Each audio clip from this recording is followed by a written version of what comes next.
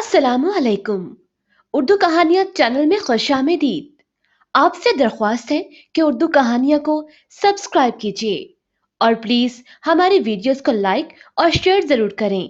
तो चलते हैं आज की कहानी की जानिब। नागिन बनी मेरी दोस्त। मुझे डर नहीं लगता। अरे अरे भाई, आप क्यों डर गए? हाँ, मुझे तो डर नहीं लगता। आपको यकीन नहीं आ रहा तो आजमा लीजिए। मैं अक्सर रातों को तन तन्हा सफर करना पसंद करता हूँ। खेत खलियान हो या रेगिस्तान, दिन हो या रात, मैं हजारों मील तन्हा सफर करता हूँ। मुझे रात को सफर करना भला लगता है। यूं समझें कि रात के वक्त सफर करने का मजा ही कुछ और है। मैं जंगली शहजादा हूँ। ये मत समझ लीजिए कि मैं जंगल का शेर हूँ। नहीं भाई, मैं तो डर का शहजादा हूँ। आप मुझे जैसे चाहें डरा लें, लेकिन मेरे वजूद में कोई तब्दीली नहीं आएगी। ना मेरे पसीने छूटेंगे, ना खौफ तारी होगा, ना ही रोंगटे खड़े होंगे, ना जिस्म के बाल खड़े होंगे। मैं बहादुर हूँ। रब ताला के सिवा किसी से नहीं डरता। मुझे रब ने बहुत ताकत से नवाजा है। डरना भी उसी जात से चाहिए। उसकी बनाई मखलूक से डरोगे तो जान की अमान ना पाओगे। मेरे अंदर भी रब रहमान के जलाल अजाब का डर हर वक्त रहता है। हाँ, मगर एक रात बहुत डर गया था। मेरा रुआ रुआ कांप उठा था। वो एक भयानक रात थी। खून आलूदा रात, राजों से भरी रात। उस रात के बाद मैं आज तक नहीं डरा। शायद जिंदगी की आखिरी सांस तक ना डरूं। आप भी जानना चाहते हैं उस रात क्या हुआ? ठहरिए, इतनी जल्दी भी क्या है? पहले ये तो जान लीजिए कि मैं कौन हूं। मेरा नाम अल्लाह बख्श है और रहम करना मेरा पेशा। मैं अपने पेशे में महारत रखता हूँ। मुझे रब ने रहम करना सिखा दिया है। घने जंगल के दूसरे कोने में मेरा खानदान आबाद है। जरिया मुआश के लिए मुझे जंगल के एक कोने से दूसरे कोने तक सफर करना पड़ता है, और यह जंगल हजारों मील पे फैला हुआ है।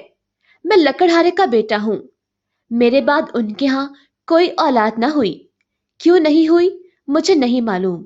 हाँ, मगर रब रहमान बेहतर जानता है। दुनिया वाले तो कहते हैं कि दोनों उम्र की उस हद में पहुंच गए हैं जहां औलाद पैदा नहीं हो सकती, यानी दोनों बांझपन में मुब्तला हो गए हैं। मेरे वालिदैन की सारी मोहब्बत मेरे हिस्से में आई। उन्होंने खूब अच्छे तरीके से मेरी परवरिश की। मैं शरारती वालिद हुआ और बला का ज़हीन भी। लकड़हारे का बेटा हूं, इसलिए पढ़ने लिखने का सवाल पैदा ही नहीं होता। जंगल वालों का तालीम से क्या लेना देना? जंगल में कोई ऐसा निजाम होता भी नहीं। बस यूं समझे कि दुनिया वालों की नजरों में हम जंगली हैं, लेकिन अब तो अच्छे खासे पढ़े लिखे भी जंगली बने फिरते हैं। अपने हाथों से अपनों के गले काट रहे हैं। इंसान हैवानों की जिंदगी गुजारता तो वही ठीक था। जब से तरक्की की मंजिलें तय की हैं, इंसानियत भुला बैठा है। हवस के दिल दादा हैं, दौलत के पुजारी, रिश्तों की तजलील करते हैं। शुक्र है मैं उन जैसा पढ़ा लिखा नहीं। हाँ, तो मैं बता रहा था, मेरा खानदान 3 अफराद पर मुश्तमिल है। इज्जत की खाते हैं, रब ताला का शुक्र अदा करते हैं और उसकी जमीन पर कपड़े बिछाकर बेफिक्री से सो जाते हैं। जब से मैंने होश संभाला तो अपने बाबा के साथ खुद को जंगल में लकड़ियां काटते पाया। हम दोनों बाप बेटा लकड़ियां काटते और उनको गठरियों में बांधकर शहर में बेच आते। यूं हमारा गुजर बसर हो रहा था। जमा करने की आदत हमने ना सीखी थी। परिंदों की तरह रोज रिस्क की तलाश में निकलते। हम हर रोज शहर नहीं जा सकते थे। हाँ, हफ्ते में 2 बार लकड़ियां काट कर बेचने जाते और उनके बदले खाने पीने की चीजें ले आते। वक्त बेमहार ऊंट की तरह अपनी मस्ती में गुजरता चला गया। मेरे बाबा ने जिंदगी गुजारने के मुझे तौर तरीके सिखा दिए थे। खुद की हिफाजत, जंगली जानवरों से बचाव और बहुत कुछ। यूं समझे मैं मुकम्मल जंगजू बन गया था। लेकिन इंसान कितना बेशर्म हो गया है। हक तलफी करते वक्त नहीं मरता। यतीमों का हिस्सा खुद खाते शर्म नहीं आती। इंसान के रूप में सांप बने बैठे हैं। सांप? यही सांप ही तो है जिसने रोंगटे खड़े कर दिए थे।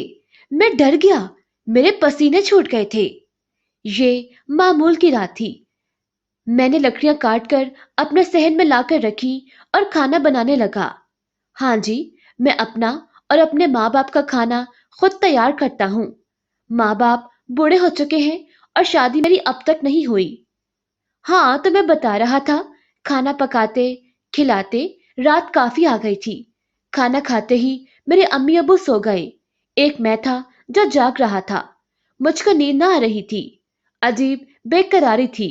करवटें बदलता रहा, बेचैनी बढ़ रही थी। कोई ऐसी कशिश थी जो मुझको तड़पा रही थी और घर से बाहर जाने को उकसा रही थी। फिर वही हुआ, बेइख्तियार मेरे कदम बाहर को उठ गए और मैं घर से निकलकर जंगल की जानिब चल पड़ा। घना जंगल, चार सौ खामोशी ही खामोशी। हर चीज साकत दिखाई दे रही थी, जैसे जमीन पर कोई रूह ही नहीं। काली रात ने माहौल को खौफजदा कर दिया था। चांद सितारे तो कभी कभार दीदार करवाते थे। जंगल ने अंधेरे की बुक्कल ओढ़ रखी थी, लेकिन सफेद दूधिया सी रोशनी मेरे घर से जंगल के जानिब बहुत दूर तक चली जा रही थी। काली रात में वह रोशनी बहुत दिल फरेब लग रही थी। रोशनी इतनी तेज थी कि जमीन के सीने पर पड़ी छोटी से छोटी चीज भी वाज़ेह हो रही थी। मैं इसी रोशनी में दीवाना हुआ जा रहा था, उसकी मदहोशी में खो गया था। ना जाने उसमें ऐसी कौन सी कशिश थी कि बेइख्तियार मेरे कदम उठे जा रहे थे।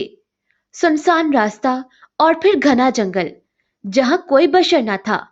वहशी दरिंदों की आवाज का, शेर, गीदड़, बंदर, खरगोश और जाने क्या क्या। मैं अकेला था। मुझे रोशनी खींचे जा रही थी। अचानक खुश्क पत्तों के सरसराहट से मेरे कदम रुक गए। सामने जो मंजर था उसने मुझे हैरान कर दिया। कांटों भरी झाड़ियां थी और उनसे कुछ फासले पर काला मुश्किल नाग फन फैलाए यहां वहां देख रहा था। उसके लब खून आलूदा थे, जैसे किसी दुश्मन से दो दो हाथ कर कर आया हो, अपने दुश्मन को पाया अंजाम तक पहुंचाकर आया हो। नहीं नहीं, उसकी बेकरारी दीदनी थी, बेचैनी सी उसके गिर्द महवे रक्सी। बदहवासी में कभी दुम की जानिब देखता तो कभी नीले आसमान की जानिब। एक नजर झाड़ियों की जानिब डाल लेता, जैसे दुश्मन झाड़ियों में छुपा बैठा हो। मगर दुश्मन उससे छुप कैसे सकता था? मुझे यूं लगा जैसे किसी हमदर्द की तलाश में हो। उसकी बेकरारी को मैं महसूस कर सकता था। वो किसी मुसीबत में था। यही लम्हे थे जब मैं डर गया था। जिंदगी में पहली और आखिरी बार डरा था। खौफ से पसीने छूट गए। मेरा रुआ रुआ कांप उठा था। मैं थर थर कांपने लगा, जैसे मुझे सर्दी लग रही हो और मेरे जिस्म पर कपड़े तक न हो। सामने वहशी सांप फन फैलाए बैठा था और दूसरा कोई रास्ता ना था कि मैं इख्तियार करता। मजे की बात तो ये थी कि जिस रोशनी के चाह में घर से निकला था, यही खत्म हो रही थी। आगे का मंजर डराने वाला था। मेरी मंजिल कहाँ थी नहीं मालूम। बस किसी पागल की तरह घर से निकल आया और अब न पीछे हट सकता था न आगे बढ़ सकता था। पीछे घुप अंधेरा था और सामने दुश्मन डसने को बेताब बैठा था। मैं अपने पैदा करने वाले को पुकार रहा था। वही जात थी जो मुझको बचा सकती थी। अचानक मेरी निगाह शाम के पिछले हिस्से यानी दुम पे पड़ी, जैसे मेरी चीख निकल गई हो। अब मैं समझा वह बेचैन क्यों था। मेरे कदम शाम की जानिब बढ़ने लगे। दो कदम के फासले पर ही मुश्किनाक मेरा मुंतजिर था। शाम के करीब पहुंचा तो वह किसी मासूम बच्चे की तरह सहम गया। मैं सारा मामला जान गया था। शाम क्यों बार बार अपनी दुम की जानिब देख रहा था और आसमान की जानिब भी। उसकी दुम लहू लहान थी, खून बह रहा था, शायद मरने के करीब था। अगर मैं उस वक्त ना पहुंचता तो शायद वो तड़प तड़प कर मर जाता। लेकिन अभी उसकी जिंदगी बाकी थी और रब ताला ने मुझे वसीला बनाकर भेजा था। मेरी निगाहें उसकी दुम पे टिक गईं। उसकी दुम से थोड़ा सा मुंह की जानिब तीन कांटे जिस्म के आर पार हो रहे थे। मैंने बिस्मिल्लाह पढ़ी और एक हाथ शाम के जिस्म पे मजबूती से रखा और दूसरे हाथ से यक्के बाद दीगरे तीनों कांटे निकाल दिए। इस दौरान सांप ने हल्की सी हरकत की थी।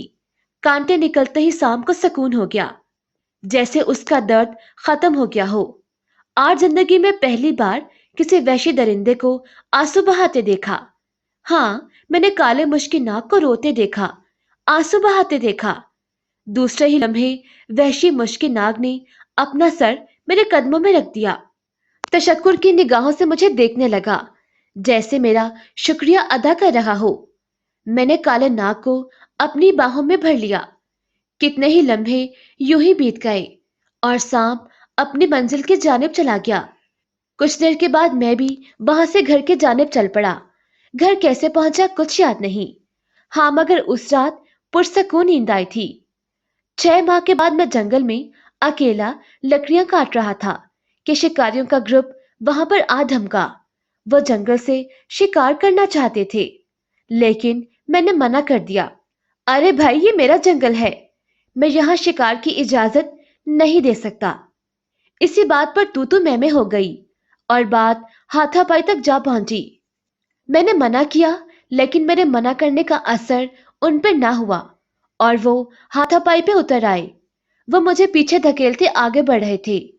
कुछ दूर सामने हिरन चल रहा था। उन्होंने उस पर बंदूकें तान ली। लम्हा भर उन्होंने फायर खोल दिया। फायर हिरन को नहीं, बल्कि आसमान की जानिब खुल गया, या फिर गैर इरादी तौर पर ऐसा हुआ था। इतने में चीखों की आवाज पूरे जंगल में गूंज गई। पल भर में शिकारी जमीन पर ऊंधे मुंह बेसुध पड़े थे। काले नागों का एक ग्रुप उनके जिस्मों को डस रहा था। उनमें एक बूढ़ा सांप दरमियान में फन पे लाए बैठा था। जैसे ही एक सांप मेरे जाने बढ़ा, वह बूढ़ा सांप सामने आ गया। उन दोनों ने एक दूसरे के मुंह से मुंह मिलाया, जाने कोई बात हुई होगी। फिर दोनों शांत हो गए। बूढ़ा सांप मेरे जानिब देख रहा था और बाकी तमाम सांप उसके गिर्द जमा थे। मैं दूर खड़ा उनको देख रहा था।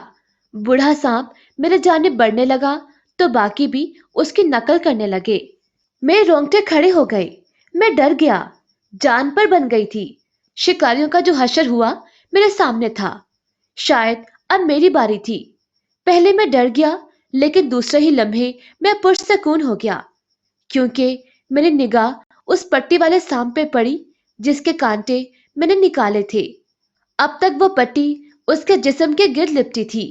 हो सकता है उसने निशाने के तौर पर संभाल के रखी हो। अभी तक उससे छुटकारा हासिल न किया था। चंद सातों में काला मुश्किल नाग मेरे पांव छू रहा था। उसके बाकी साथी भी मेरे गिर्द जमा थे, लेकिन मैं घबराया नहीं, बल्कि खुश हो रहा था। मुझे पता चला कि वह सांप मादा था, यानी नागिन थी। उसके गिर्द फिरने वाले उसके बच्चे थे। आज काले मुश्किल नाग ने मुझे शिकारियों से बचाकर अपना बदला चुका दिया। मैंने सांप की पट्टी खोल दी और उसके जख्म मुंदमिल हो गए थे और अब निशान मामूली से बाकी थे। इस वाकये को 2 साल बीत गए। मुझे अकेले रहते कोई परेशानी नहीं हुई, क्योंकि यही नागिन मेरी मदद करती है।